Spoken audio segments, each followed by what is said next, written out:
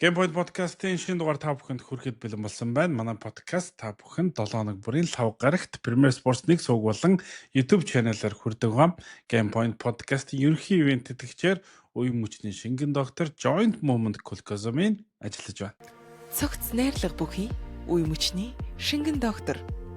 Үе мөчний өрөвсөл, өвдөлттэй, бэртэл гэмтэлтэй, спортоор хичээлдэг, ахмад настан, суугаа ажил хийдэг бүх хүмүүст тохиромжтой. Энэхүү бэлтгэл нь өрөвсөл болон өвдөлтийг намдааж, эдгэрэлтийг түргэсгэж, үений шингэнийг нөгснөөр үе мөчний хэвийн үйл ажиллагааг дэмжинэ. Үе мөчний шингэн доктор. За, подкастын маань шинэ дугаар гарахаас яг хэдхэн минутын өмнө NBA-ийн плей-оффын 2 дугаар шатны тоглолтууд эхлээд эхний 2 тоглолт явагдлаа. New York Knicks Philadelphia 76 баг задгийн San Antonio Spurs Minnesota Timberwolves багуудын тоглолт боллоо. Эхний тоглолт бол Нью-Йорк талбайн давуу талаа жихэн уртгаар нь мэдрүүлж 30 оны зүртэй энэ тоглолт өндөрлсөн бол хоёр дахь тоглолт харин NBA-ийн түүхийн рекорд шинжлэгдлээ. Гэхдээ нөгөө талаар Underdog багийн цувралын эхний тоглолтод нь ялж жинхэнэ солиотой цувралыг эхлүүлж ингэж харж байна. San Antonio Spurs-ыг талбай дээр нь Minnesota Timberwolves баг ердөө 2 онооны зөрүүтэй хоцсон ч гэсэн энэ бол цувралын эхний тоглолтыг Minnesota Timberwolves баг авснаар инхүү Underdog штэ хамгийн гол нь Underdog баг. Эхний тоглолтоос эхлээд тэргүүлээд эхэлж байна. Тэр ялангуяа айлын талбайгаас хожил авна гэдэг бол энэ цуврал маш сонирхолтой болохын илрэл болоо гэж бодож байна. Хоёулаа энэ тоглолтоос яриагаа эхлүүлэе гэж бодож байна. LA хотоос Сан Францискогоос ялт тавхантай хаант байна. Тий, эхний тоглолт бол маш сонирхолтой боллоо. Тэгээд Timberwolves бол энэ плей-оффт бол маш олон сюрпризыг бидээс барьж байна. Тэгээд өнөөдрийн сюрприз бол хамгийн түрүүнд Anthony Edwards одоо 9 хоногийн дараа одоо hyperextended knee буюу одоо тэгээд нуурцсан өвдөгний бэртлээс хурж ирээд өнөөдөр сэлгэнээс тоглолоо. Гэхдээ сэлгэнээс тоглосон ч гэсэн маш өвдөлтөд тоглосон нь бол маш том сюрприз байлаа. Тэгээд яг эхний тоглолтоор бүр амар олон юм дүгнэх гээд ахын ч бас юу юм. Гэхдээ цуур дөнгөж эхэлж штэ. San Antonio Spurs-ийн хувьд бол энэ одоо учраа бол Blazers-ийг одоо Portland Blazers-ийг бодвол хамаагүй хэцүү учраа болно. Яг тэгэхээр Wemby дээр очих одоо хамгаалтан дээр ч болон тоглоом дээр ч очих маш том биетэй залуус одоо энэ Timberwolves-ийн ростерт байна. Хамгийн түрүү Julius Randle, Rudy Gobert мэдээж байна тав дээр. Тэгээд Julius Randle байна. Тэгээд Naz Reid байна. Тэгээд McDaniels байна те. Энэ залуучууд бол жинхэнэ Wemby-г маш ядраах юм байна. Wemby нэлээд хэцүү series энэ тоглох юм байна гэдгийг л харагдаж байна. Хамгийн ихний тоглолтод бол. Энэ нэг Denver Nuggets төрүүлсэн жил одоо санаж байна. Төрүүлснээс хойш ч гэсэн ерөнхийдөө бол юу гадсан штэ. Нуруугаар тэд илүү баг нэг гадсан штэ. Нөгөө Michael Porter Jr, Aaron Gordon, Nikola Jokic гэчгээр тэгэнгүүт одоо жишээ нь сая Minnesota Timberwolves ихний шатанд яагаад ялсан юм? Тэд бүр 3 өндөр гаргаж тоглосон штэ тийм. 3 өндөр гаргаж бүр Denver Nuggets-ыг ялсан. Одоо энэ цувралд арайч бид 3 өндрийг харахгүй юм шиг байна л да. Гэтэл баг байрлал бүр дээр Minnesota нуруугаар өндөр байна тийм үү? Gobert Victor Wembanyama тэнгууд Julius Randle өндөр байна. Jaden McDaniels өндөр байна. Хоёр дээр гарч байгаа энэ залуучууд нь өндөр, Anthony Edwards өндөр байна. За өөртөө холбогчийн байрлал гарч байгаа Mike Conley өндөр биш байна да. Бусдаар адилхан байна да гэдэг. Гэнди De'Aaron Fox, Mike Conley хоёр л баг ижлэх юм байгаа даа. Тэгэхээр харин тэр болохоор өндөр баг тоглолдог шүү дээ. Тийм тэр нь бол айгүй том ялгаа болж магадгүй юм шиг эхний тоглолтыг ингээ харахад бол яг плей-оффт чинь бас ингээд маш жижиг зүйлүүд айгүй хэрэг болдог шүү дээ. Одоо фундаментал зүйлүүд одоо бокс аут хийх те самруулах бомбог авах гэх мэт. Яг тэр дээр бол Wemby-г бол нэлээд хязгаарлаж чадах баг нь Minnesota Timberwolves юм болов гэж харагдаж байна. OKC-г ингээ хожоод байсан будагтаад бод Wemby эзэрхийлээдсэн гэдэг. Яг ингээ харангуут шүү дээ те. OKC-гээс нэг ялгаатай юм байна шүү дээ те. Chet Holmgren-ийн оронд Julius Randle байгаа байхгүй. Chet Holmgren Julius Randle ингээ харьцуулахад Julius Randle хамаагүй бүли бол тоглох байхгүй. Жинхэнэ юу гэдэг будагтай талбайд нэлээд бие хүчний тоглолт хийдэг те. Тийм болохоор тэр тал нь Wemby нэлээд одоо юу болох юм болов гэж харагдаж байна. Надад бол. хэцүү байх юм болов гэж бодож байна. Гэтэ дөнгөж эхэлж чинь өнөөдөр тэгээд трипл дабл хийлээ шүү дээ. Блоктай 12 блоктай 10 хэд гэсэн юм. 12 блоктой. 15 самбар 12 блоктай тийм трипл дабл хийлээ шүү. Тэгэхээр Вембиг бүр зогсоох нь сайшин гэхдээ хязгаарлана гэж бодож байна. Тий, биеэр илэг байна гэдэг чинь маш ямар сандаа тэгээд сүү тоглолтын төгсгөлд Гоберыг суулгаад 5 довтлох чадах хүнтэйгээр тэгээд Жулиус Рандл хамгаалтыг даатахад хайж гэнэхэр чинь эсвэл нөгөө биеэр илүүрэх байх боломжтой байгаад байна. Тэгэхээр ер нь бол San Antonio Spurs одоо юу гэдэг бас хүсмээргүй өрсөлдөгчдөг бол таарлаа. Гэхдээ энэ бол мэдээж ихний шат биш. Дэнерийг бодох юм бол тэд өрсөлдөгчөөс сонгоогүй. Одоо нэг гэсэндээ гарч ирсэн өрсөлдөгчтэй өрсөлдөж байгаа учраас бүсийн финалд шалгарахыг хүсэж байгаа бол дайраад гарахаас өөр аргагүй. Гэхдээ яг өнөөдрийн тоглолтын араас эхлээд энэ цуурлын фаворит нь би баг Minnesota Timberwolves болох болоо гэж бодож байна. Яг гэх юм бол тэд нуруугаар илүү байна. Тэд туршлагаар илүү байна. Дээрээс нь би нэг юмыг анзаарлаа. Никола Йокич бол пост тоглолттой шүү дээ. Одоо нэг шахсан тоглолттой. Тэрэн дээр Руди Гоберт би зогцоосон. Тэгээ би цуурд эхлэх юм нь Гобер энэ Виктор Вембаньямагийн юг одоо энэ хөдөлгөөн гаднаас орж ирдэг, залдаг, шиддэг хөдөлгөөнийг ер нь хамгаалж чадах юм болоо да гэсэн чинь нэг юм би мартцсан байж. Энэ хоёр чинь Францын шигшээ багт бинийхээ тоглолтыг дэндүү сайн мэддэг болсон хоёр байхгүй. Дээрэс нь саяхан нэг бичлэгүүд явуулсан 16 настай Виктор Вембаньяма Руди Гобер дээр очиод хамтдаа бэлтгэл хийж байгаа. Зөвхөн шигшээ багаас гадна ингээд 100 хамтдаа бэлтгэл хийсгээ бинийхээ тоглолтыг мэддэг учраас нэг ахуйны зангараг байна тийм үү? Эхний удаадаа. Энэ жилдээ баг Руди Гобер ахуйны зангараг заачхаар юм шиг харагдаад бах юм. Зүгээр эхний тоглолтоос.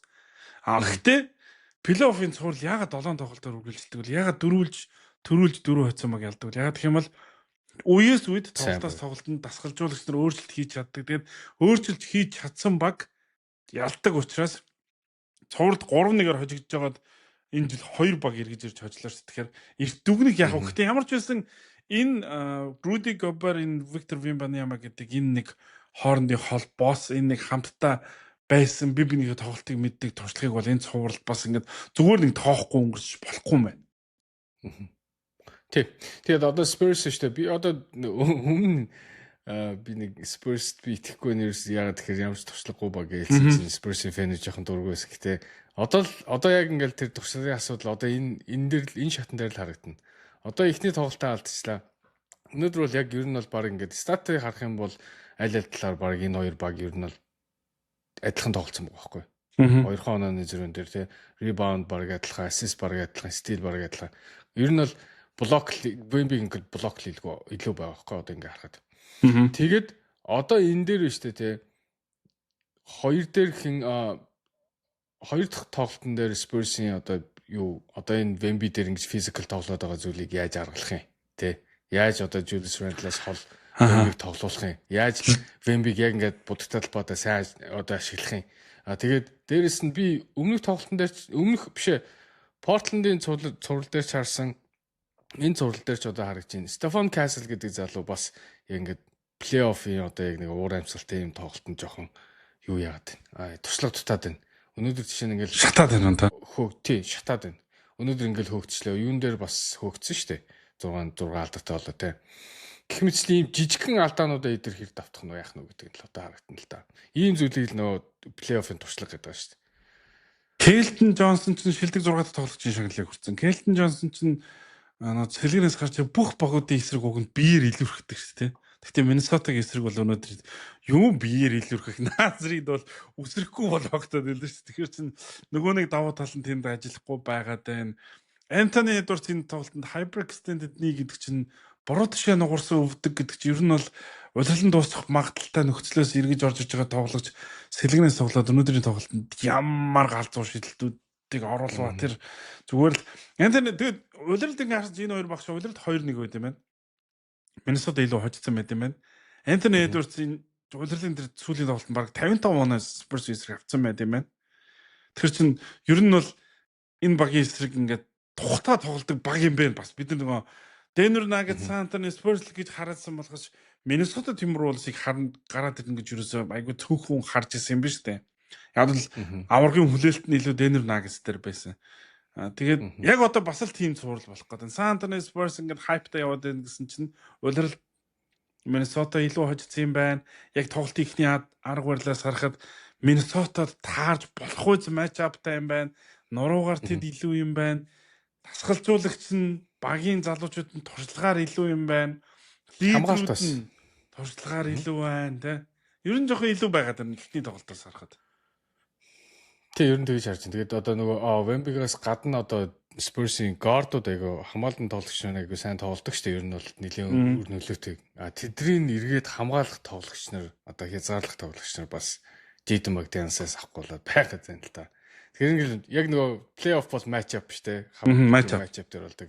Тэгэхээр Spurs-ийн хувьд бол Minnesota бол маш эвгүй матч ап болж байгаа юм байна гэдгийг ихний тоглолтоос харлаа. Гэтэ дөнгөж эхэлж байна. Ердөө ихний тоглолт. Тийм. Өнөөдөр Terrence Shannon Jr. гэдэг тоглогч уг нь бол энэ нөгөө минутын хязгаарлалт орж байгаа Anthony Edwards-ыг гарын ламрах гэж байгаа шүү дээ. Тэгсэн чинь энэ залуу 16 он авчиж байгаа байхгүй юу? Түрүүн биш ээ. Denver-тэй хийсэн цуврал дээр ч гэсэн маш сайн тоглосон шүү дээ. Тэр бурхан минь тэр цувралыг шийдсэн. 7 л биш ээ. Тийм 7 шүү дээ. 7. Тийм. Гүг. Энэ залуу бол үнэхээр одоо юу гэдэг хэрвээ ингээд нөгөө ball pressure гэдэг ингээд дөнгөж залаад эхлэхдээ хүн дагахгүй бол ингээд юу гаргачих юм бол хонгил гаргаад өгчих юм бол тэгэл зүгээр л ороод ирдэг залуу ш. Маш тэсэлтэй. Одоо дээр үед нөгөө Leg Shannon Brown гэсэн залуу байсан да. Ер нь нэг юм шүү. Тэртэй айгүй хэднэлээ адилхан тоглолттой шиг санагдаад байна ш. Окей, өнөөдөр бас нөгөө тоглолт New York Knicks Philadelphia дээр 30 оны зөрүүтэй тоглолтын дээр нэг яриад байгаа юм алга гэхдээ яагаад 30 оны зөрүү үүсч гэж бодож байна. Тэрэн дээр бол зүгээр би Philly жоохон одоо үсээ Philly чинь 7 тоглолт хийгээ гараад ирсэн. Айгүй маш хэцүү тоглолтоос суурлаас гарч ирээд тэгээд шууд айлын талбай дээр тоглож байгаа. Тэгээд New York Knicks-ийн талбай гэдэг чинь бас тийм амар талбай биш. Тэгээд New York Knicks нөгөө талд нь бас нэг юунаас илүү амарцсан болохоор бас шал ондоо энержитэй, ондоо ритмтэй байлаа гэж би миний хувьд харж байна. Тэгээд эхний тоглолт болохоор ер нь яах нү гэж харсан болов Nick Nurse-ийн хамаг одоо давталгаагаа ч юм уу хамаг юм аа л ер нь нэлээд Embiid-ээр явах гэж үзлээ. Embiid ч бас нэг 100% шиг харагдаг шүү дээ. 7 дахь тоглолтын дээр бас өвдөг нь бас нэлээд одоо баг битэнгээ алдсан шүү дээ. 2-3 унаадсан үү тийм. Тэгээд ер нь бол би Embiid бол нэлээд ядарсан байсан болов. Ер нь Philly тэр чигээр ядарсан байсан болов. Тэр зөрөөл болов гэж бодож байна. Тэгээд эхний тоглолтын дээр яг үнэхээр бүх зүйлийг харсан гэж миний хувьд бодохгүй. Нөгөө талд бол Knicks-од бас 1-2 өдөр илүү амарчсны хувьд бол хамаагүй энержи яриг байл шүү дээ. Юу хамгаалт нь бол үнэхээр маш сайн. Талбай дээр хамаагүй хурдан гүйцэлж. Харин тийм. Би нөгөө нэг яхахгүй би зүгээр ингэж бодсон өнөөдрийн тоглолтыг харжаад Embiid дээр тоглохын тулд Philly аль болох удах хэрэгтэй байгаад байдаг. Энэ бол мэдээж Embiid-ийн хэмнэлт тохируулах хэрэгтэй. Гэтэл New York Knicks баг илүү хурдан тоглоод байдаг. Гарант тэр сэлгэнч тэр. Хоёрдугаарт Karl Anthony Towns алдааны асуудалд орчингууд Mitchell Robinson гараад ичээ. Тэнгүүд Mitchell Robinson дээр нэг төлөвлөгөө боловсруулсан байсан шүү дээ. Хакка Mitchell Robinson хийсэн чинь тэгсэн чинь Mitchell Robinson-ыг суулгацсан чинь New York Knicks илүү хурдан болчиход байгаа байхгүй. Тэгэхээр би дараагийн тоглолтоос эхлээд саяны энэ Хакка Mitchell Robinson хийхгүй баг Mitchell Robinson талбай дээр байж ивэл илүү Philly-д ашигтай санагдсан. Тэгэхээр гих мэт чи эхлэлийн тоглолтоос алдаануудыг харсан. Зүгээр энэ турлын favorite баг нь мэдээж New York Knicks баг. Яг одоо дорнод бүсээс финалд гарч ирэх магадлалаараа тэргүүлж байгаа баг нь New York Knicks Boston Celtics мултарсны дараагаар баг 40% магадлалыг боцоо гаргачаад өгчээсэн. Тэгэхээр ялах ёстой баг нь ихний тоглолтондоо ялсан. Гэхдээ Philadelphia 76 баг зүгээр нэг 7 тоглолтод Boston Celtics-ийг ялаад гараад ирсэн баг ш. Тийм учраас тэд хоёрдугаар тоглолтод юу их нөө бас харцгаая. Гэтэ 30 онооны зөрүүтэй болсон тоглолтын дээр их ойрхон зөрүү байлаа гэж хэлэх хэцүү. Philly-д ажиллах зүйл их байсан.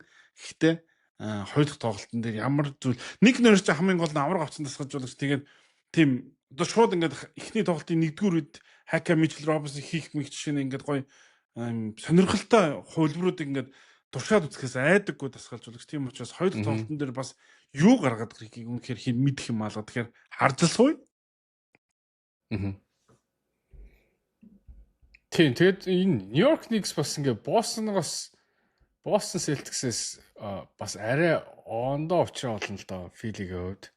Boston Celtics-ийг хамгаалахад бол сүүлд бол үнэхээр амархан болоод ирсэн шүү дээ. Ер нь Boston Celtics ер нь тоглолт нь 3-аас шидэг тоглолтоо хийгээд гэсэн болохоор айгүй хурдан юунд тасцсан болов гэж одоо 3-1-ээс ирэхэд те цувралын турш ингэж явж байгаа дарга болоод ирсэн шүү дээ. Нью-Йорк Knicks-ийн хувьд бол бас арай ондоо тоглолттой. Одоо Brunson бол ядаж ингэж нэг 3 шидэл зогсоод байдаг залуу биш байхгүй юу?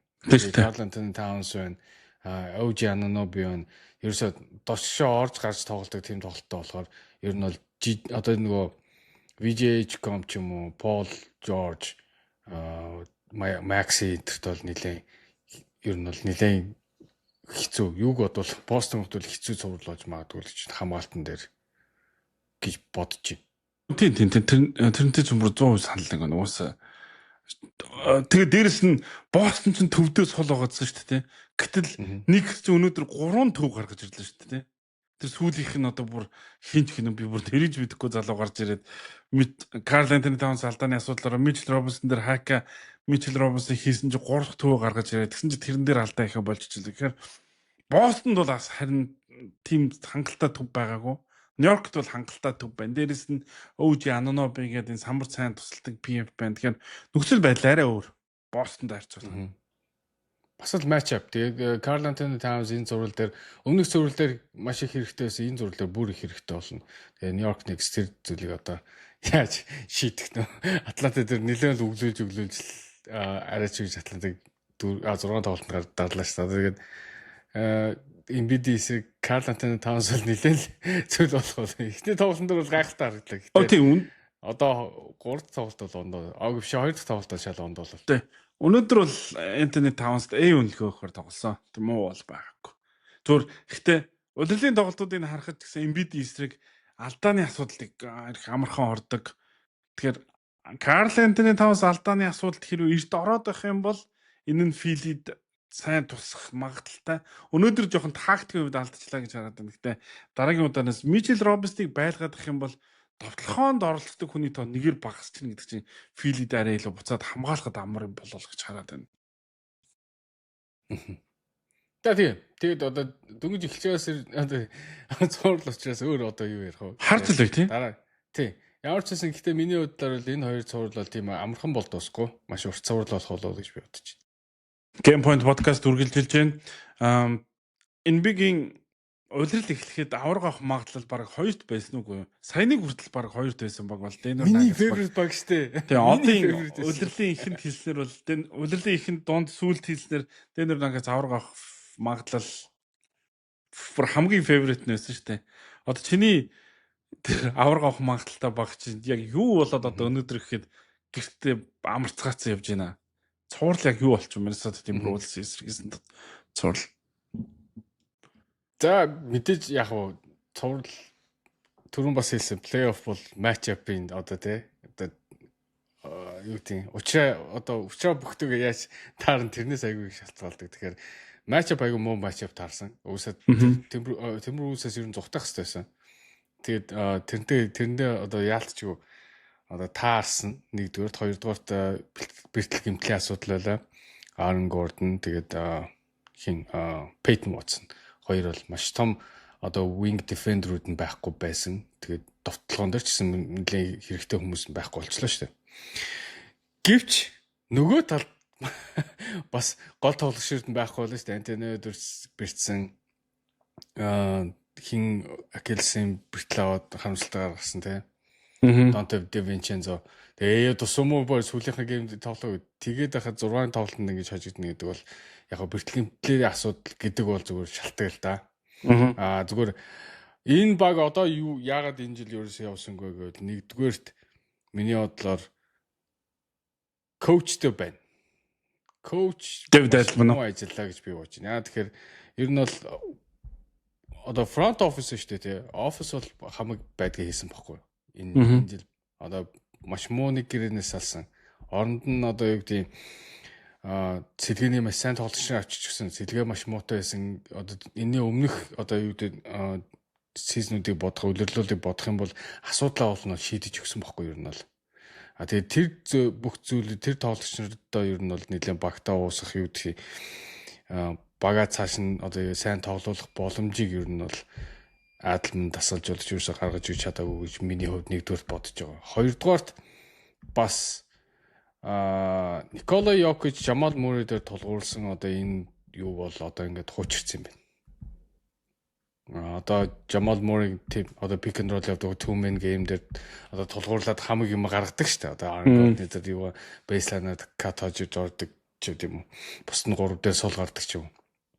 Энэ зүйлийг одоо сүүлдээ нөгөө Golden State Warriors-ын тоглолтыг ингээ хүмүүс ингээд ойлгоод хамгаалдаг болоод ирсэн шүү дээ. Яг тэрнтэй адилхан Никола Йокич, Жамал Мурray гэдэг хоёр одоо хослыг ер нь бол хамгаалаад сурж байгаа юм байна. Ялангуяа Миннесота бол үнэхээр тэрийг бол маш сайн хийж байна. Jade McDaniels-ийн хоёр бол үнэхээр Gobert хоёр бол энэ хоёрыг бол гаргасангүй шүү дээ. Тэгэхээр тэр бол маш одоо юу гэдэг шалтгаанууд лайлаа да гэж би бодож байна. Тэгээд мэдээж free agent-аар авсан Cameron Johnson биш солилцоогоор авсан Cameron Johnson, free agent-аас авсан Jones Valanciunas гэх мэт тоглогч нар бол ер нь бол яг цаасан дээр байхад маш сайн шиг мөртлөө яг тэр хэмжээндээ хүч тоглосонгүй л та бас харамсалтай байна. Тим хард үйж байна. Тийм одоо тэгээд зүгээр би бол Aaron Gordon энэ багт ямар чухал тоглогч байсан бэ гэдгийг бүр утгаар нь мэдэрлээ. Эргээгээд би Aaron Gordon-ыг Orlando Magic-гоос солигдоод ирж байхад ерөөсөө эхний тоглолтыг үзэл эн чинь бүр Никола Йокичэд төгс хамтрагч байна гэж бодож ирсэн аа. Шууд би ингээ фит болдог шүү дээ. Шууд ингээд уусаад орох биш. Энэ хоёр бибиндээ зориулагдсан юм шиг тийм тоглолтоо хоёр тоглож байна гэж бүр анх тэгэл бодоол. Тэгээс Aaron Gordon ирснээр Denver Nuggets-ийн баг амжилт босч эхэлдэг шүү дээ. Яг тийм сайн нэг Aaron Gordon ч угаасаа нэгдүгээр хоёрдугаар багийн шилдэг хамгаалагч эсрүүгийн хамгийн шилдгийг хамгаалдаг альж байрлах байсан. Тэгээд сая тим хамгаалтан дээр байсангүй хоёрдугаар Жамал Муррayг дагаад ордог. Никола Йокичийг бөмбөг авах тэр дүүрний шугам дагаж гүйдэг. Тэр бүх сул гүйлтүүд байхгүй болчингод нөгөө нэг 3 дахь хүн сулардаг орон зайнууд ч үгүй болчих. Тэгэхээр үгүй болчих. Би бол Aaron Gordon, Denver Nuggets тэр дунд Никола Йокич хувьд ямар чухал хамтрагч байсан юм бэ? Бараг Жамал Муррayгаас илүү хамтрагч байсан юм шүү дээ гэдэг би хувьдаа дүнэлтэнд төрсөн байхгүй. Тийм учраас Denver Nuggets баг энэ 100 Aaron Gordon-оос илүүтэйгээр Жамал Муррayг солих гэж үзэх болоо гэж би хувьдаа бодоод байгаа. Gordon-ыг бол за явуулвал ганцхан шалтгаанаар л явуулъя. Гимтэлтэй учраас тоглохгүй байна. Тоглохгүй нөх байгаад. Тэрнээс Gordon гимтлэхгүй байх юм бол яг хүндээ зүгээр нэг тийм хоёр дахиад нэг холбогчлаа аваад тэр. Тэгээд арай баг цалантай тэгтээ сэлгээд авчих гана. Тим нөхцөлд аваад ирэх юм бол би гайгүй байх болоо гэж бодож байна. Нөгөө талаар удирлын сүүлийн тоглолтыг Никола Йокич шагналд өрсөлдөхийн тулд юу яасан штэ. Өөрөө тоглоод тэр тоглолтод хоцсон шүү дээ. Тэр тоглолтод зүгээр Никола Йокич 15 минутаа тоглоод суухад л шагналд өрсөлдөх эрхтэй болчих байсан байхгүй. Тэгээ тэр тоглолтод ер нь яах гэж хожиж өөрөөсдийнхөө ингэж өхөл рүү явж очсон юм болдоо л гэж бодож байгаа. Тэгэнгүүт Крис Финч тасгалжуулагч хэлсэн шүү дээ. Хьюстонтэй тоглох боломж байхад биднийг сонгож ирсэн нь бидний бүр илүү хурцлцаан гэж. Тэгэхээр нөгөө амлсан бүхтээ унана гэдэг чинь муу одоо бүхийн шинжээ гэж одоо нөгөө манай үндэсний бүх ярьдаг те. Амлсан авсан амандаа унана гэдэг. Тэгэхээр өрсөлдөгчөө сонгож очиод тэрэндээ унж ийн гэдэг бол Denver Nuggets-ийн одоо их л муу тактик боловсрууллаа л гэж би хараад. Тэгээ энэ зам бол Denver Nuggets-ийн хувьд их сонирхолтой зам болох гээд байна. Тийм би ч тийж амлсан гэж бодохгүй байна. Зүгээр нөгөө дүлийн цэрэг гэдэг шиг нөгөө баахан юуны сэлгээний тоглогч нь зүгээр хамаагүй тоглолт хийсэн юм шиг санагдсан. Энэ зүүн маш сонирхолтой биш 100 болох бах Денверийн хувьд Хэнийг авч үлдэх үү гэдэг чинь бас амар одоо Жамал Муррейг солио гэхээр чинь биш үү те. Никола Йокич биш үү те. Лигт орж ирснээс хойш нэг л хамтрагчтай байсан тэр нь Жамал Муррей шүү дээ. Тэгээд Denver Nuggets шүү дээ. Хамгийн одоо авраг авсан жилдээж тэр одоо хамгийн сайн тоглосон үйлрэлүүдээ ч ингээ харахаар энэ хоёр л цөмэн геймэл тоглож байсан шүү дээ. Тэнгүүд одоо Жамал Муррейг аваад яг тэрийг үргэлжлүүлэх эсвэл тэрнээс илүү хийх одоо биш ямар нэгэн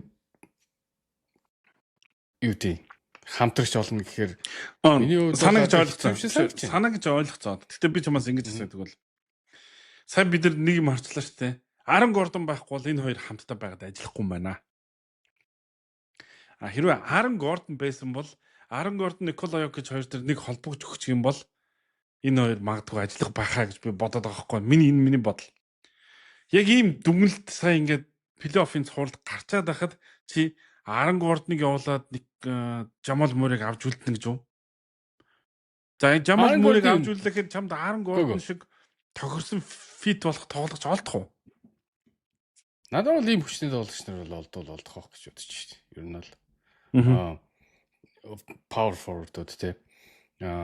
Никола Йокич Жамал Муррейгийн ролыг харин яг орлох одоо тийм point guard олох чайг өгсөн байхгүй. Aaron Gordon яг одоо ингээд би бол энэ жилийн одоо плей-оффын одоо энэ амжилт түрүү жилийн плей-оффын амжилт яг чиний хэлдгээр Aaron Gordon байхгүй болохоор энэ цаашаа явсангүй гэдэг нь үнэн. Гэтэ цаашдаа Aaron Gordon-ыг авч үлдээд энэ хүн яг эрүүл байж чадах уу гэдэг чинь айгүй хэцүү байна. Бас тийм. Тэгэхээр чин энэ хүнийг арай залуу тоглогчоор одоо Aaron Gordon 31-тэй шүү дээ. Тэгээ дараа жил 32-тэй болно. Тэгээ power forward энэ юу залуу байхгүй. Тэгэл мэдгүй. За яах вэ? Энэ лиг чинь 41-тэй хүн power forward-ээр тоглоод байна шүү дээ. Тэр чинь нэг гээд байгаа шүү дээ өөрийгөө. Угсаа нэг шүү дээ. Тэр олон хүмүүс аахгүй. Тэгээ Aaron Gordon-ы одоо энэ бэртлийн түүхүүд нь айгүй хэцүү юм л да. Одоо calf гэдэг чинь. Одоо calf биш дээ өвдөд эхэлж чинь.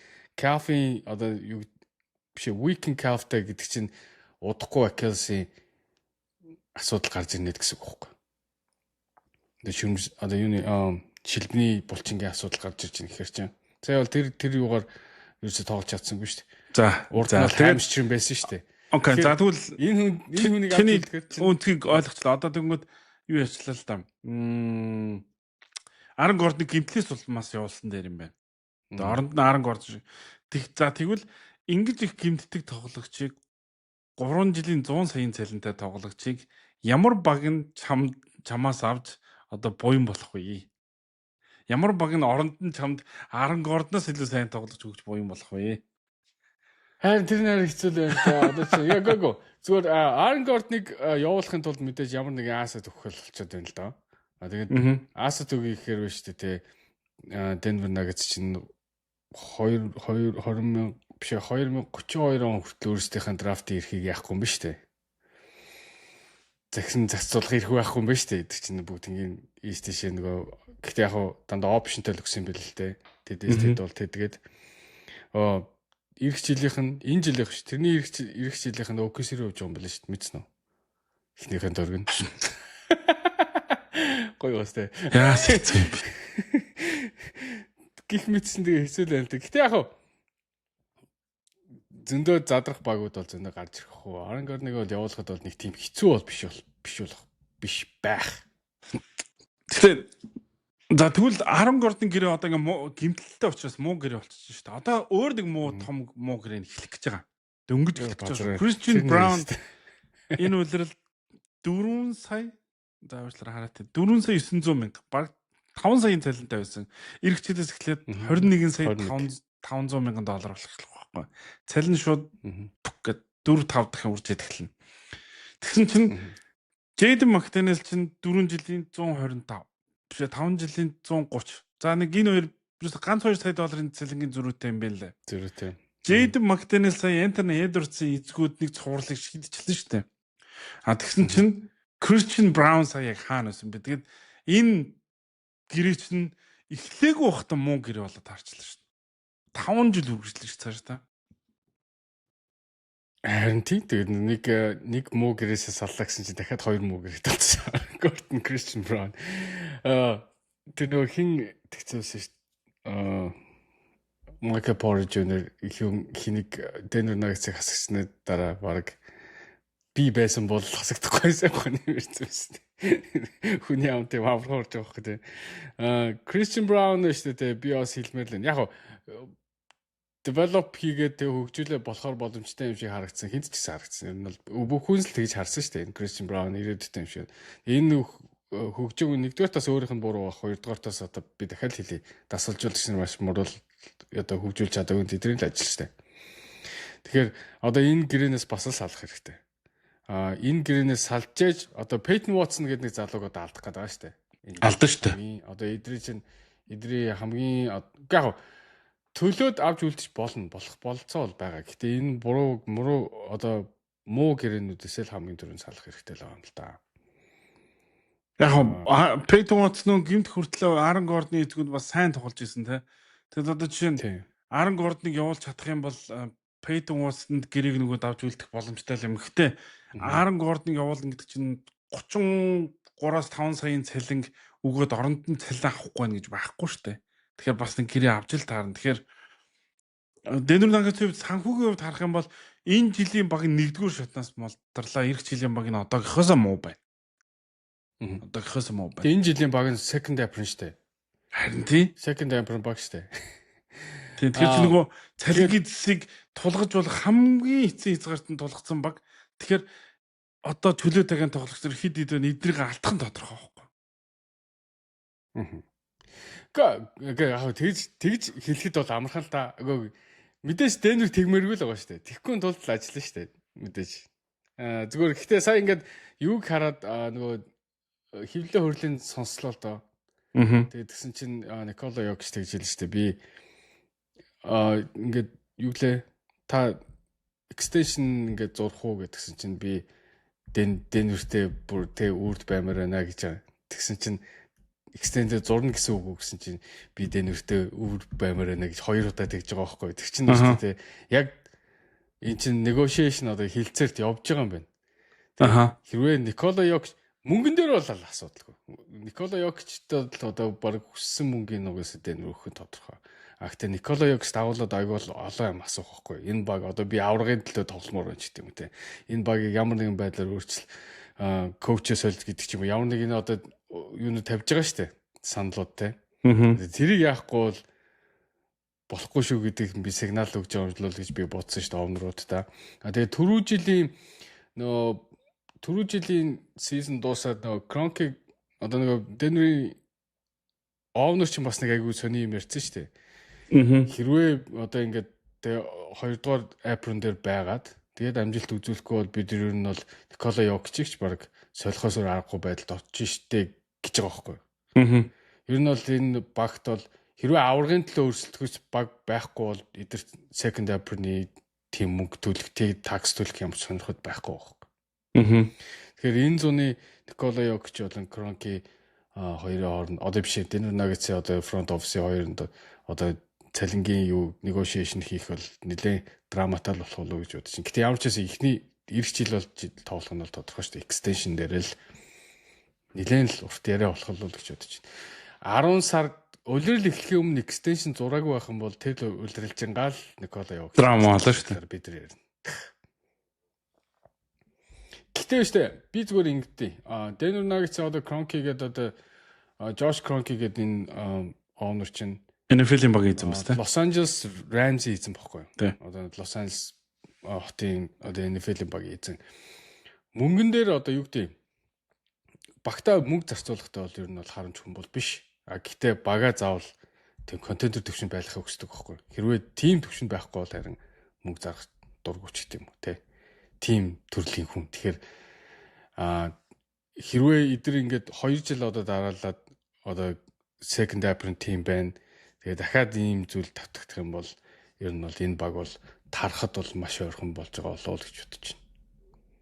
Би сая нэг мөнгөн дээр нарийн гэснээс би нэг юм асуугаад хоёлаа өмнөх дугаар дээр ирсэн. Portland Trail Blazers багийн шинэ эзэн чинь сая 3 сард энэ багийг авсан шүү дээ.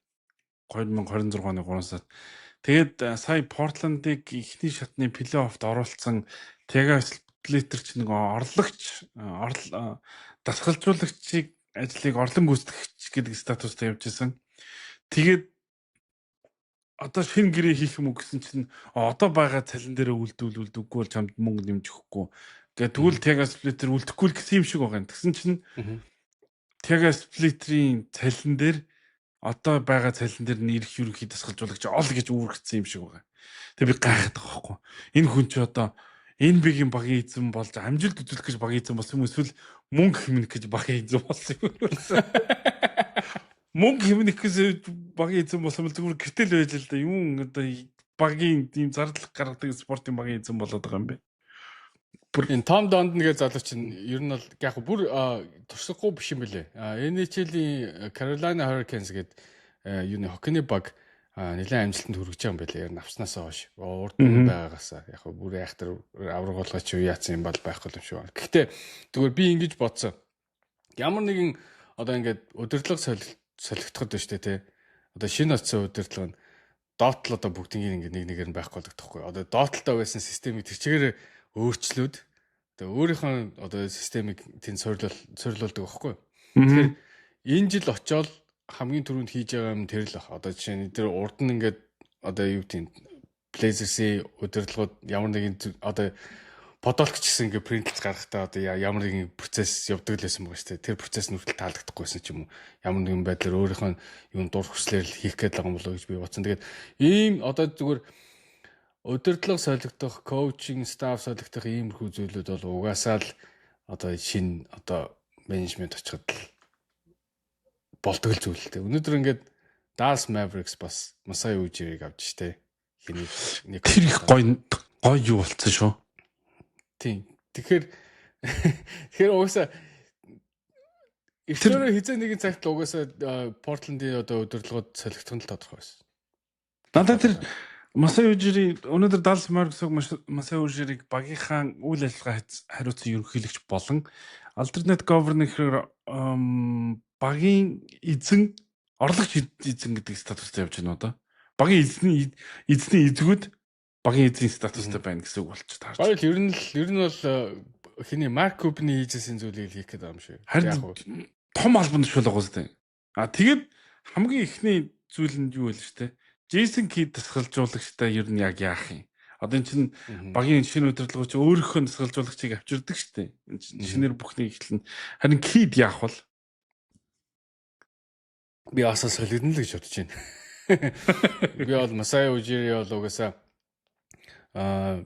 өөрийн биш энэ Masai чинь өмнөх одоо Торонтод хийснийг ингээд хараад ингээд яхаар бас нэг ондоо төрлийн баг босгодсон шүү дээ. Ер нь бол одоо байгаагаас шал ондоо атлетик урт те нэлээд тийм хөдөлгөөнтэй тийм хурдан тоглолтог сагсан бөмбөгийн баг бүрдүүлэх болов. Тэгээ тэрийг нь хэрвээ Jason Kidd тасалжуулж чадахгүй бол мэдээж тэр вижнийг нь Jason Kidd харахгүй бол тэгэл угаасаа зам нийлэхгүй болов гэж бодож байна. Би ер нь бол солигдно гэдэгт бол баг баттгэлтэй байна. Тийм.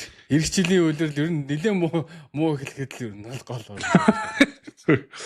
Би Game Point podcast ерөнхий ивент тэтгэгчээр Social Pay ажиллаж байна. Та Social Pay-д найзаа ураад найзтайгаа хамтдаа Google Pay, Apple Pay гар утсандаа суулгаад бүх төрлийн төлбөр тооцоогоо гар утаснасаа төлдөг болох тэр ухаалаг цахим хитвчийг өөрийн болгоорой. Social Pay Game Point podcast-тай хамтран ажиллаж байна.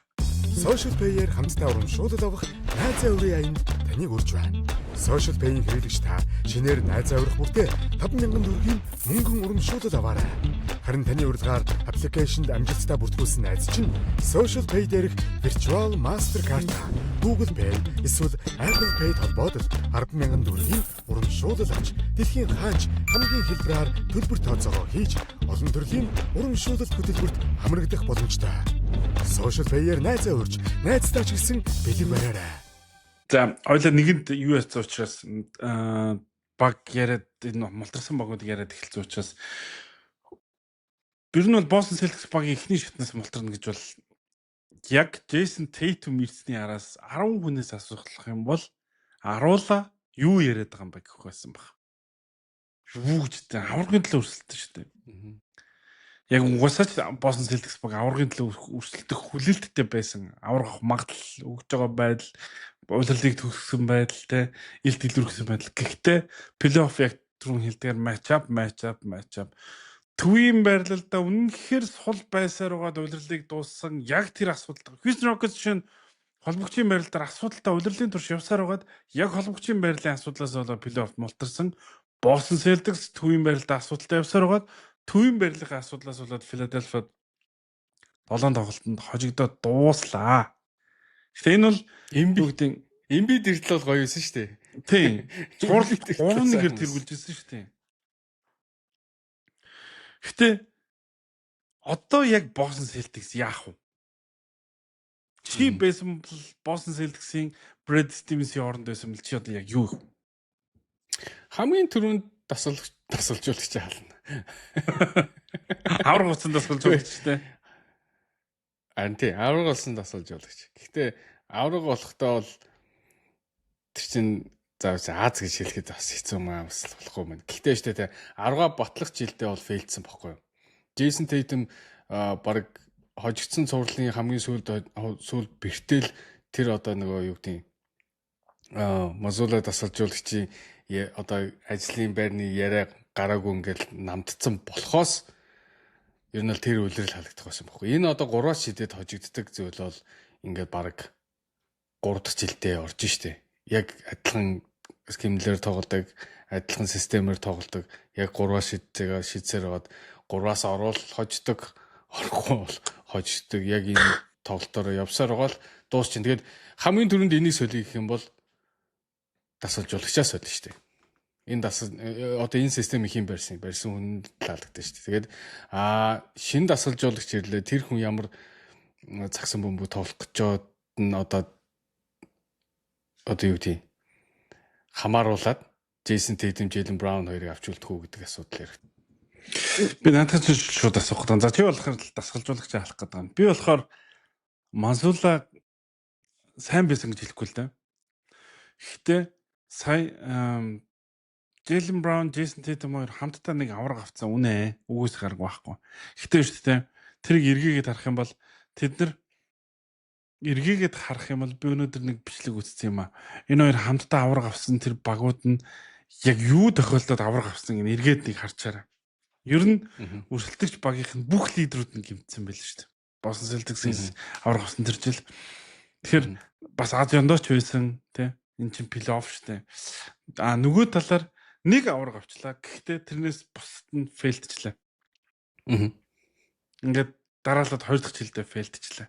Сая Jason Tatum-ыг 7 дахь тоглолтод оролцоогүй гэмтсэн шүү дээ. Бейсэн бол хожих байсан шүү дээ гэж ярих угаас удахгүй. Jason Tatum ганцхан тоглолт үндсэн байхгүй.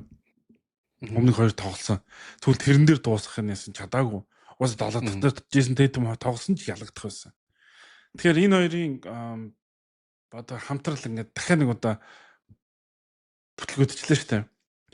Надад нэг статистик амар сонирхолтой байсан. Philadelphia 76 багийн эсрэгээс энэ цуврал Jaylen Brown талбай дээр байхад хасах үзүүлэлттэй талбайгаас гарсан үед Boston Celtics нэмэх үзүүлэлттэй тоглосон байл шүү дээ. Тэр юм уу? Jaylen Brown. Brown уу? Brown. Brown-ыг талбайгаас гарсан үед Boston Celtics нэмэх үзүүлэлттэйсэн. Амар уу? За би нэг юм хэлэх гэж байгаа бодлоо шүү гэдэг. Ийм хүзэл байд юм аа. Гэхдээ яг зүгээр одоо Jaylen Brown байхгүй ингээд Jason Tatum байхгүй ингээд энэ гэдэг асуудал чинь одоо утгагүй шүү дээ. Энэ хоёрыг яаж одоо нэг дор тоглуулах вэ гэдэг нь л одоо том асуудал шүү дээ. Энэ одоо нийлээд 120 сая бараг 115 сая. Энэ хоёр 115 сая энэ хоёрт өгчүүд тэгээд бусдынгийн сайн байх боломж юу нь бол амар ховор байгаа байхгүй.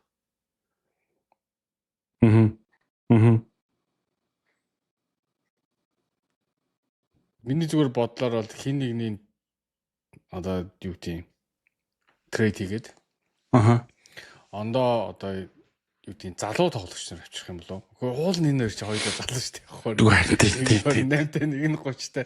Гэтэ ямар хурдан энэ цалингийнх нь юу нэг юм хурдан болчих вэ гэдэг нь гайхаад л байхгүй л та. Одоо хараа юм баггүй. Би нөгөө нэг миний ярих гэдэг үнцг нь за яг чи яг зөв үнцгийг харагдсан. Энэ хоёр ч ууг нь залуухан. Гэхдээ шүү дээ. Одоо энэ хоёр хамтдаа байгаа цалин нь хоёулаа супер макс хүрсэн учраас энэ хоёр дахиад дэрэгдээ яг өмнө байсан Босton Celtics шиг багийг бүрдүүлэх ямар ч боломжгүй байхгүй.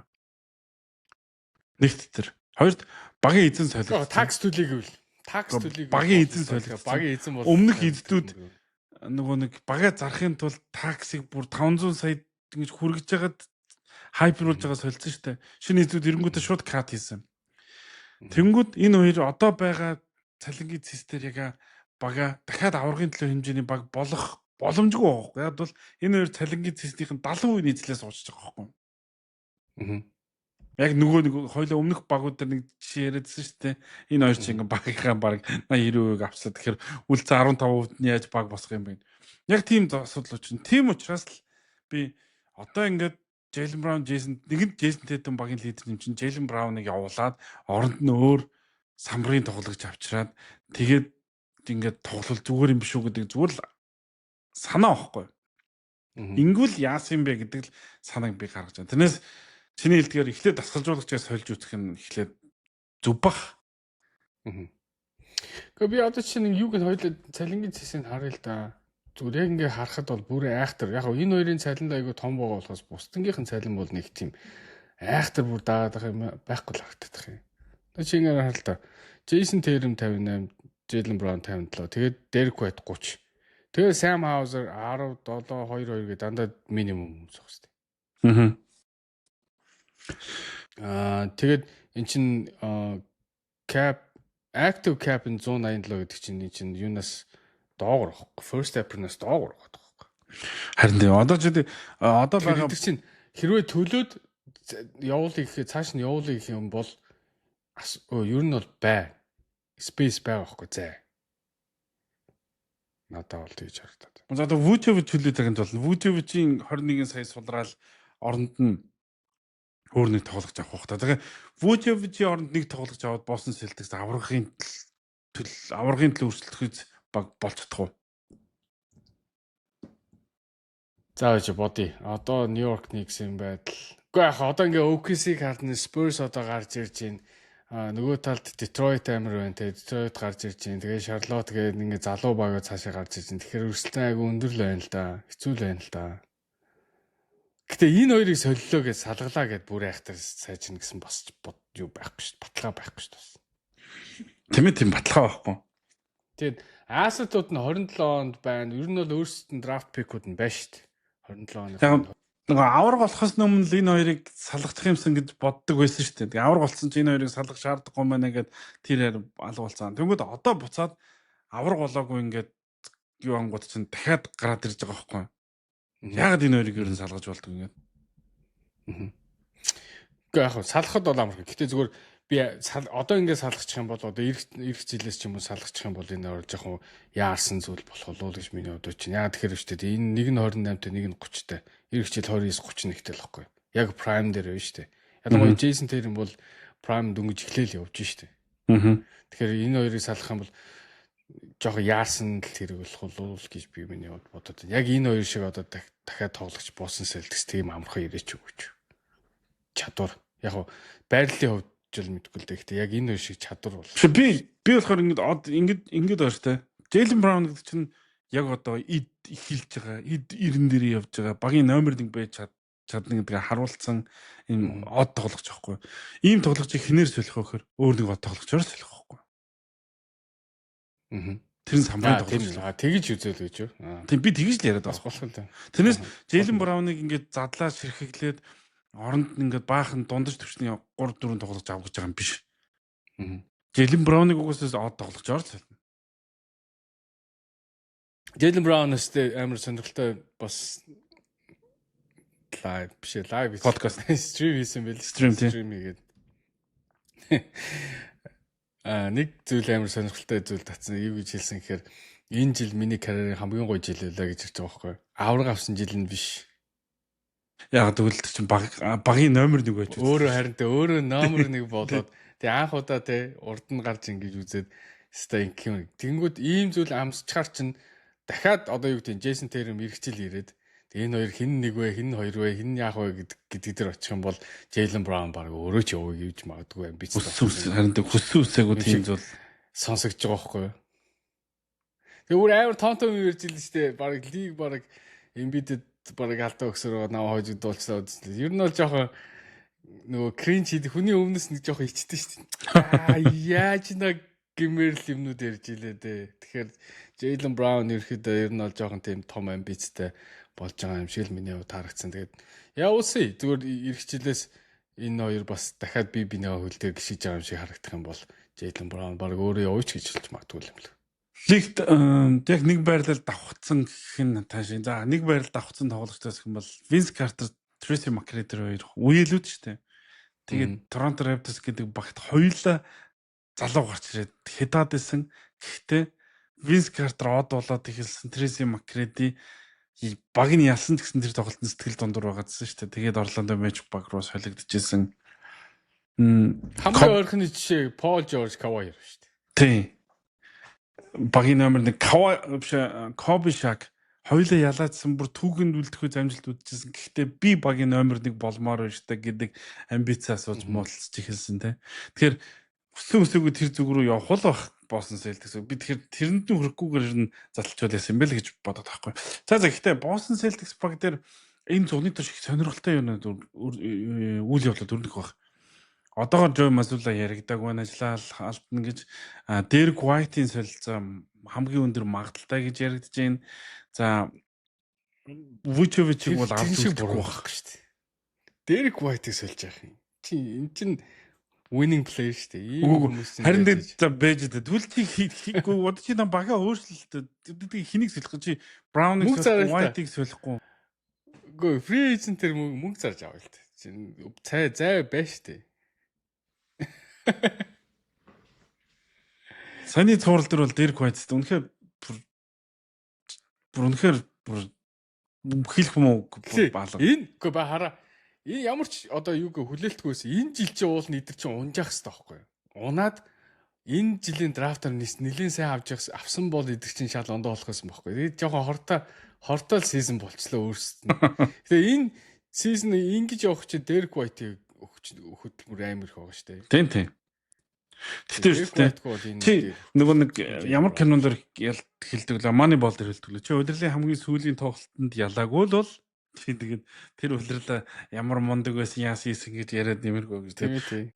Нэгдүгээр шатнаас мултарсан байхад чи одоо сайн байсан гэдэг харах утгагүй байхгүй. Boston Celtics баг нэгдүгээр шатнаас мултрах хэмжээний ур чадвартай баг юм үгүй юм уу гэвэл үгүй. Тэд авралд өрсөлдөх хэрэгтэй баг. Гэхдээ нэгдүгээр шатнаас мултарчаад бид хоёр одоо ингээ яриа сууж ин. Тэгэхээр энэ баг дээр өөрчлөлт хэрэгтэй л гэж хэлэх гээд байгаа юм.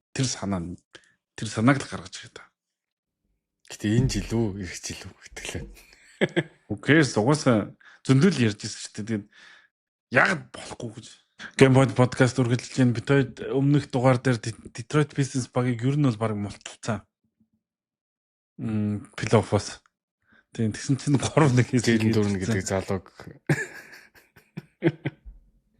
Тэгсэн чинь энэ жилийн плей-офф статистик үнэхээр таамаглаагүй айгүй олон зүйлүүд боллоо. Ямар ч олон 3-1-ээс байрав. Яг гоо тэгтээ нөгөө тэрэн дээр нэг битээ бие өмөрөх зүйл байгаа нь Franz Wagner гимцнээс Orlando Magic багийн цагсан бөмбөг Orlando Magic-ийн цагсан бөмбөг биш болсон. Тэгээд Franz Wagner цуурлын 4 тоглолт лөө 5 дахь тоглолтод цуурлыг 3-1 өдөр болдог өдөр гимцэн тэр тоглолтод хожсон. Тэрнээс хойш хожоогүй 3 дараалал очиж байгаа. Тэгэхээр бас нэг юм шалтгаан байж болчихно. Гэхдээ энэ цуврал бол дууссан. Detroit Pistons баг ялцсан. Нэг сонирхолтой зүйл цувралын 6 дахь тоглолтын дээр Orlando Magic баг үүстэй байгалийн цагаар бүхэл бүтэн 45 минут бөмбөг цагааралт оруулж чадаагүй байна шүү дээ. Тоглолт шүү дээ. Нэг плей-оффын тоглолт нэг үзэл төгсгөл юутайгаа нийлээд нэг 2 цаг 30 минут болдог аахгүй. За нэг 2 цаг ч юм уу. Яг бүр ингээд нөө давталтын шахах юм бол тэгсэн чинь бүхэл бүтэн 45 минут оноо авахш бөмбөг цагааралт орлоо гэдэг чинь бол амар угаас тий. Тэгээ Вагнер байсан бол Мэргэжлийн сагсан бөмбөгийн баг. Тэгээд мэргэжлиндээ NBA-ийн зэ дэлхийн яг номер 1 плей-оффын баг. баг байж 45. Тийм, тэгээд плей-оффын баг тэгээд 45 минутанд нэг ч оноо авч чадаагүй гэдэг бол үнэхээр гайхалтай. Тэр одоо тэрийг нэрээ мэдгүй кинон дээр л гардаг тийм хэвчээ. За энэ цуврал дээр Cleveland Cavaliers Detroit Pistons багуудын цуврал дээр аль багийг ялна гэж бодож ийн яагаад? Pistons-ийн тоглож байгаа биш Orlando Magic-тэй тоглосон цувралыг хараад ер нь бол за энэ хүрээд угаасаа Pistons-ийн юу сагсан бөмбөг ингээд нөгөө хантаагаа тоглож байгаа юм байна л гэж би харсан. Тэгээд Cavs бол яалтчгүй илүү өрхөж хожих болов гэж миний хувьд бодож байна. Cavs Orlando Magic-ийг бол хамаагүй олон ур чадвар байна штэ. Шидэлтэй байна бас. Тийм тэгээд тийм шидэлтэй байна. Маш сайн шиднэ. Нөгөө талд Detroit бол стил 3 шидэх нь асуудал болсоор байгаа. Төвийн тоглогч нар ч гэсэн маш сайн тоглогч юм. Jared Allen бол Evan Mobley хоёр бол улам Orlando Magic-аас бүр л илүү зоох болов гэж бодож штэ. Тэгэхээр нэг сөрөг ямар тоглогч илээ. Харин нэг сөрөг үзүүлэлтэй байна. Donovan Mitchell энэ бид орж ирсэн цагаас ерөөсө плей-офф унжиж үзээгүй. Гэхдээ хизээч 2 дугаар шатад авч үзээгүй байгаа.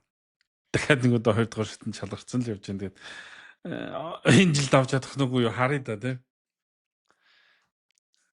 Одоо л авах уу? Энэ жил одоо авч явах гэж бодож байна. Гэхдээ юм харъя одоо төрүүлж хэлэхэд хэцүү болчиход штэ. Тийм гэхдээ Detroit Pistons багт Tobias Harris саяных шиг тоглолт болгонд 30 он аавна гэдэг хэцүү штэ. Сая бол хэрэгтэй үедээ хэрэгтэй цагтаа яг туршлага зааж гарч ирсэн. Гэхдээ тоглолт болгонд тэгнэ гэдэг хэцүү.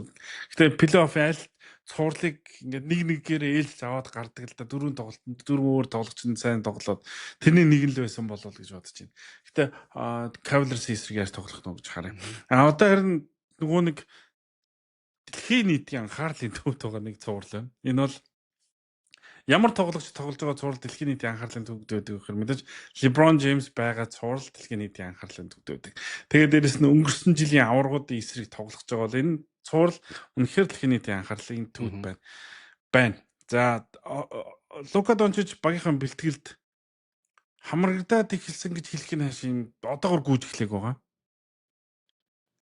Зөвхөн шийдэл хийж байгаа бичлэг өнөөдөр харсан. Тийм учраас Лука Дончич бол энэ цуврал дундуур ирнэ гэж хэлэхэд хэцүү. Яг одоо өнөөдрийн байдлаар яагаач байна гэдэг мэдээллийг их сурвалжууд өгж байгаа.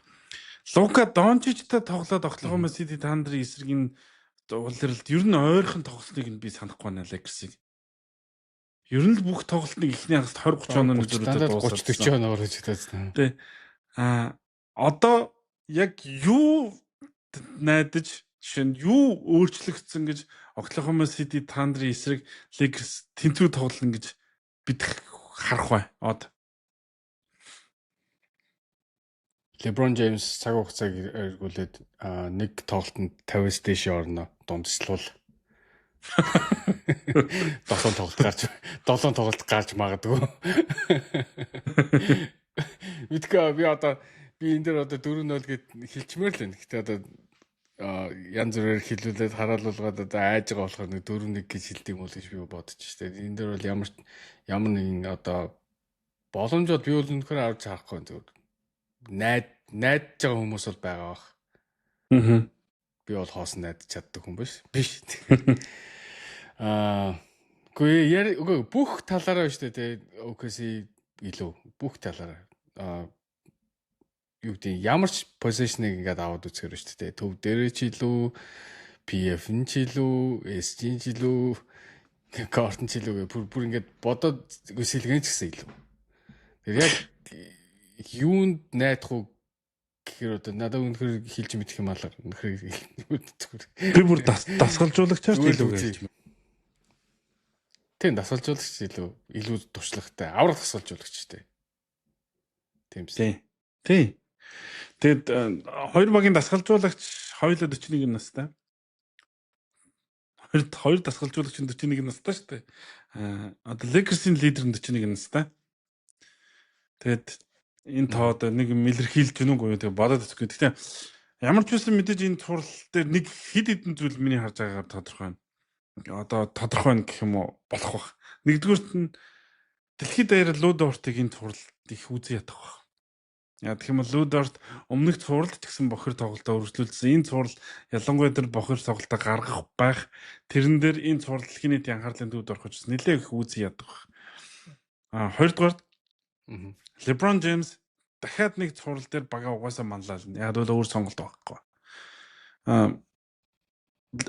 Лука Дончич байхгүй, Austin Reeves гэмтлээсээ 100 эргэж ирэх формонд орог байгаа.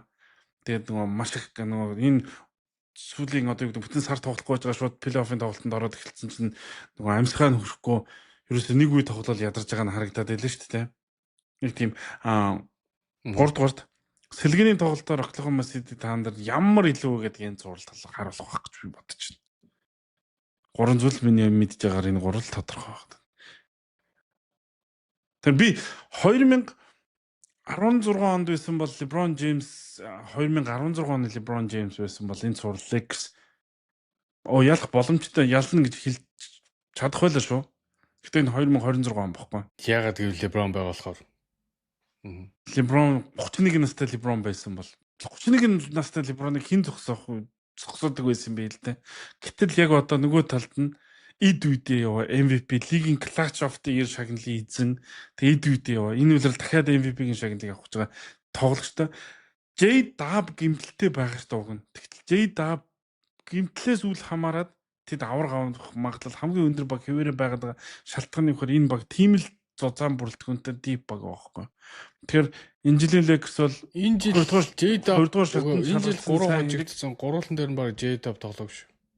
Харин тий 2 дугаар шатнд шалгарсан сайн гэхдээ аваргуудтай таарж байгаа нь маш хэцүү. Тэгээд манай найз намайг дапалаа лээ. Маргааш нас чиний цовлонд цаг хугацаа эхэлнэ л гэл.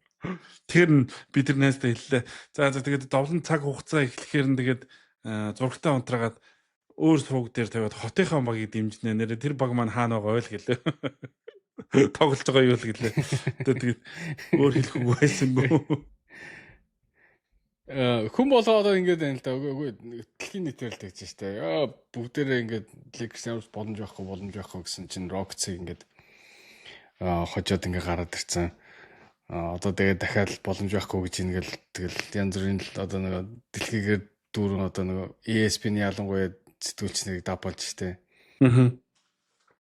Яг Lakers үнэхээр айгүй сайн тулдаад Rockets-ыг хожсон юм уу? Rockets муу тулдаад Lakers хожигдчихв. Rockets ер нь бол юу байгаагүй штэ. Өөрсдийн үзүүлэгчдээс агсан мөнгө үзүүлээгүй штэ. Тэрэн дээр Lakers илүү нэгтэрсэн үг бол нэгтэрсэн. Гэхдээ яг одоо Lakers 100% нэгтрээд алдаа гарах эрхгүйгээр Oklahoma City Thunder-ийн эсрэг тоглоход би тэр тоглолтод хожиж байгаагаар харахгүй байна. Энэ ч гол ялгар. Би одоо дахиад очиг. Яа би бол хэлж яваад. Энэ цуврал 4 тэгэр дуусна. 4 тэгэр дуусна. Rockets шүү дээ. Илүү довтлоод Lakers маш олон бөмбөг turnover хийгээд бөмбөгөө алдаад илүү довтлуулаад байхад Rockets ирүүлээд оноо авч чадахгүй байсан шүү дээ. Тийм зүйл бол үгс дээр байхгүй шүү дээ. Тэгэхээр зүгээр гинт одоо ингээд Lakers гарч ирэл бөмбөг алтгаа болол гинт самбарт аягүй сайн болдгоо юм бол энэ зүйл 4-0 гэж бодчих. Гэхдээ яг хүмүүсийн урмыг одоо 4-1 gentleman sweep гэлэлчи. Өөрөктэй. Цуврал Oklahoma Rockets дээр ярих юм зөндөө байгаа шүү. Ер нь бол юу энэ тэгээд яриач. Kevin Durant-ийн асуудал маш хурцдмал энэ зүүн ярих шүү. Миний бодлоор. Өнөөдөр нэрээ Rockets одоо бишээ Kevin Durant-ыг явууллаа гэхэд оронд нь хэнийг авах уу гэдэг амар сонирхолтой асуулт байна.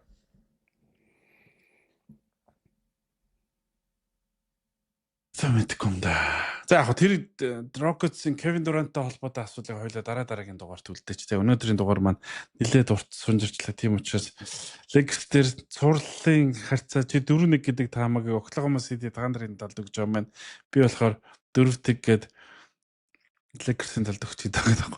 Oklahoma City дандарт өгöd. Тэгээд цуурлалыг эрт дуусна гэж бид хоёр таамаглаж байна. Гэхдээ мэдээж фэний хувьд бол бүх тоглолтод ялаасаа гэж үзнэ. Гэхдээ таамаг бол харж байгаа зүйлээ л илэрхийлэх хэрэгтэй. Тийм учраас Game Point podcast-ийн Oklahoma City Thunder-ыг илт илэрхэж цуурлыг дуусгах гэж харж байна. Тэгээд хамт байсан үзэгч сонсогчид нартай баярлалаа. Game Point podcast маань энэ 7 хоногийн дундуур онц сонирхолтой үйл явдал болвол нэмэлт нэг дугаарыг хийх болно. За үгүй бол эх 7 хоногийн цагт эргээд уулзах болно. Game Point podcast ерөнхий ивент тэтгэгчээр Social Pay таны цахим мэдээж ажилласан бол үе мөчний шингэн доктор Joint Movement Glucosamine нэвтрүүлгийн ерөнхий ивент тэтгэгч байлаа. Ингээд Леотосод Сан Францискоос ялтаа бүхэнд хамт байлаа. Эх 7 хоногт эх дугаараар иргэн уулзлаа баяр та.